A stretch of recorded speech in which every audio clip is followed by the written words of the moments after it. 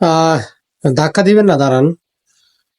একটা good news হচ্ছে, আমরা যারা ইমো ব্যবহার করি, মানে ইমোতে কথা বলি দেশে, যারা দেশের বাইরে থাকি, যারা দেশে ইমোতে কথা বলি, সবথেকে বড় সমস্যা হচ্ছে যখন আমরা ইমোতে কল করি, ফোন করি, অ্যাড আসে। যে বিরক্তিকর অ্যাড গুলো, আসলে অ্যাডের জন্য একটা ফোন হঠাৎ করে কেটে দিছি, এর সাথে সাথে অ্যাড আসছে। 5 থেকে 10 সেকেন্ড পরে আবার কল করা লাগতেছে।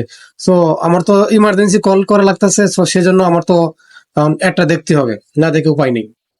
সো সেই বিরক্তিকর অ্যাডটাকে আজকে একটা সমাধান নিয়ে আসলাম।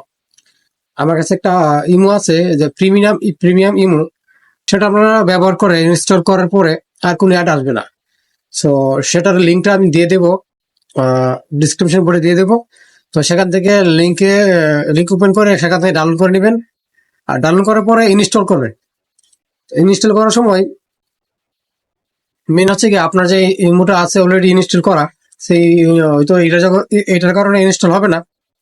আর যদি আপডেট হয়ে যায় তো আলহামদুলিল্লাহ হয়ে গেল, আর যদি আপডেট না হয় তাহলে আপনাকে ওল্ড যে ইমোটা আছে সেটাকে আনইনস্টল করবেন, নতুনটাকে ইনস্টল করবেন সেম, তারপর লগ ইন করবেন নতুন করে, দেখবেন আর কোনোদিন অ্যাড আসবে না।